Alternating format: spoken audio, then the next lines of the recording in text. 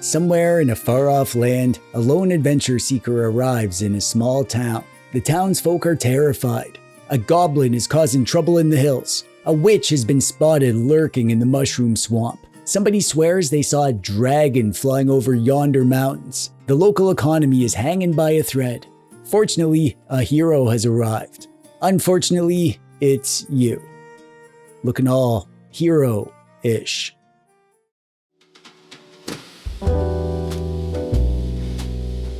As a kid, I spent a lot of time imagining adventures. Not having adventures, imagining them. Important distinction, because actual adventures involve exercise and getting dirt on your shoes. Imaginary adventures involve graph paper, pencils, and sitting indoors where it's safe. With snacks, little TechDweeb would spend just countless hours inventing games for myself that I would play, but by myself. Like Dungeons and Dragons, but I didn't actually know how to play Dungeons and Dragons, so I just came up with whatever felt right. Coming up with the rules, drawing maps, practicing the mechanics, fighting monsters, and just imagining fantasy worlds. It was like my happy place. And apparently it still is. I don't know if it's less or more pathetic now that I'm 40-something and still doing it, but at least I'm a lot better at it these days.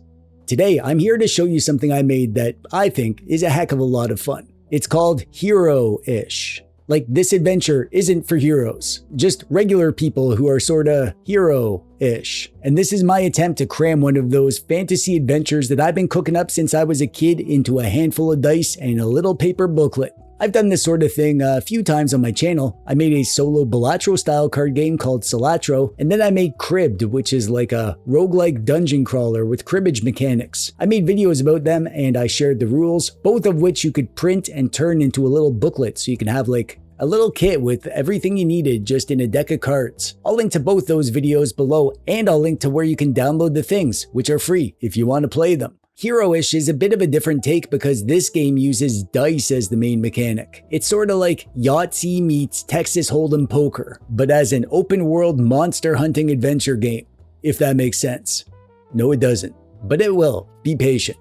Today, I'm going to show you HEROish. I'll show you how it works, how to play, and how to print and make your own booklet like this. The booklet even has a playmat. The middle spread of the book is a map that you can use as your game board, and it has a cheat sheet for the hero powers on the side. Or you can print a big version of the playmat if the book version is too little and adorable. That's what I'm using to show you just so you can see it clearly in the video. But truth be told, I prefer the cute little mini version. It's totally free too. If you want to download the rules and print a booklet, I have these hosted on my itch.io page. You can just download them, but if you wanted to treat me to a root beer and toss me a few bucks while you're there, well, I certainly wouldn't mind that. You can print this on whatever printer you have. I have a couple sizes on offer too, so go with whatever size you like. For my previous games, they were made to be the size of a deck of cards, but that actually works amazing with HEROish as well because you can use a card box as a dice box and keep it all together as a little kit that matches my other little kits. Anyways, when you have your print, you just need to trim along the trim lines around the edge and then fold it in half the long ways like this, and then unfold it and fold it in half the other way like this, and then fold up each side like this so that it makes a kind of W shape. And then you cut just this one part in the middle, this line here. Don't cut the whole dang thing in half. Watch me carefully. Snip that and then just kind of fold it down and flip the pages around until it's shaped like a book. It's pretty easy, but if you get confused, just pause the video and follow along step by step. I believe in you.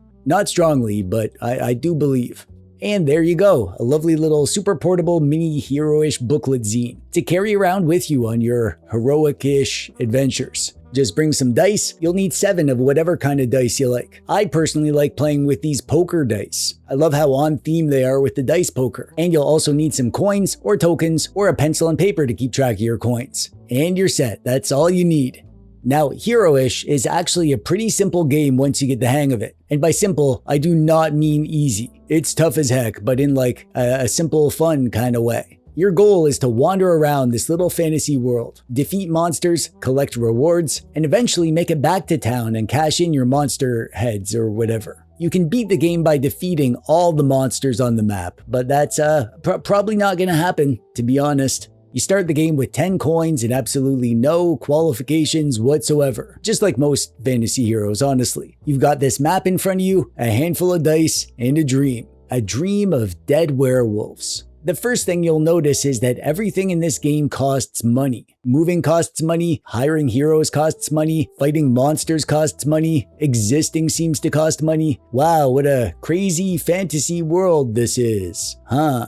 Every time you move along one of these roads, you spend a coin, so right away you're under pressure. You can't just wander around sightseeing and appreciating the scenery. You need to make progress because if you ever need to pay a cost and you can't afford it, that's game over. You starve to death. In the game, not in real life. But probably. When you're in town, you can hire heroes, but that's optional. If money is tight or you're feeling brave, you might go it alone. But heroes are valuable, so it's worth getting them if you can. The first hero costs 2 coins and the second hero costs 4 coins. To see who joins your party, you roll a dice and consult the hero table. Maybe you get a farmer, maybe you get a wizard, or maybe you get a barbarian who probably hasn't bathed. Ever. Whatever happens, these heroes are now part of your party, and that's important because heroes do 2 things. First, they become extra dice that you can use during combat. As you make poker dice hands, you get extra dice to work with. Second, they give you special abilities. Let's say we hire a hero and it turns out to be a knight. The knight's ability lets us pay 1 coin to change any dice by plus or minus 1. Doesn't sound particularly exciting right now, but later on you're going to be staring at a hand that's 1 number away from beating a vampire. And suddenly this guy becomes the greatest hero who ever lived. So let's head out into the wilderness. You move from location to location on the roads, which are the dotted lines. Each location is either a monster that you're going to need to fight or a dead monster that you've already killed, and you don't need to fight again. You can just walk right over their corpses or whatever. So we spend a coin to move here, and unfortunately for us, there's a bandit here. But fortunately for us, it's just a bandit. This is where combat happens. Every monster in the game has 2 values. It has a fight value and a hand requirement. The bandit has a fight value of 1, and it requires a pair to beat. Stronger monsters need stronger hands, like a troll needs a small straight and a werewolf needs a full house. And the final boss, the dragon, requires 5 6s, which is absolutely ridiculous, and frankly, I don't appreciate its attitude. Combat works kinda like Texas Hold'em poker, except with dice instead of cards. The goal is to create the best 5 dice hand you can from the dice available to you. We begin combat by reviewing our hero dice. Since our knight is a 5, we already have 5 available as part of our future hand. Then we start the fight by paying the monster's fight value as our ante for the match, and then we roll the flop, the first 3 common dice. Let's say we roll a 2 and a 5 and another 5. Already things are looking pretty good. We have a pair of 5s, which is enough to defeat the bandit if we can hold on to it, which we will. Obviously. From here, we need to finish revealing the dice. 5 total get turned up, so 3 at the start, and then twice in a row we pay the fight value again, and then roll another common dice, and decide whether we want to keep going. Oh right, at any point after you roll the dice, you can bail on the combat. So if you're going for a tricky hand and you realize that there's no way you're gonna get it, don't stay fighting, don't keep betting. Just bail and lose your money and try again. So here for our bandit, maybe we roll a 3 and then a 6. Now all the dice are revealed and we can build our final hand. Looking at what we have available, we've got our pair of 5, so that's enough to defeat the bandit. We mark the bandit's space off the map forever. I like to use dimes to cover up the defeated monsters, and then collect rewards equal to the money that we wagered during the fight. So we put up 3 coins to fight the bandit, and we won, so we immediately get those back, and also as a reward, we get the same amount as we wagered. However, we don't get to pocket this. Keep this separate in a reward pile because we don't get to have this until we get back to town. We need to turn in the bounties or whatever to get this money. And then we continue on our journey feeling extremely confident about ourselves after defeating the weakest monster in existence. Now, the heroes are really the secret sauce of the game. They aren't just extra dice, which are already useful, but their abilities can completely change the outcome of a fight. During any stage of a fight, you can pay 1 coin to activate your hero's ability, just once per hero per stage of the fight. The farmer is simple. Every time you defeat a monster, you immediately gain an extra coin. He's the only one that you don't have to pay a coin to activate his ability. It's kind of a passive thing. He doesn't look impressive, but he actually helps because he lets you keep moving through the world without needing to bail and head back to town as quickly. The ranger lets you reveal unrevealed dice early. Basically, you can roll a dice and peek at it before actually committing to staying in the fight. The rogue lets you re-roll a common dice, because sometimes the dice are just being rude and they need to learn some politeness. The barbarian is one of my favorites. He rolls his own dice and then you need to replace another dice with the result of the barbarian dice. And then you set the swap dice back to a 4 and it stays as your barbarian. The knight can adjust a dice by plus or minus 1, which is actually pretty darn powerful. And then there's the wizard, who can change any common dice to any value, which is absolutely ridiculous. If you somehow get a party with 2 wizards going, you need to try your best to keep them up and active as long as possible, because that's bonkers powerful. That's where I'd be looking at that dragon thinking, this is my chance.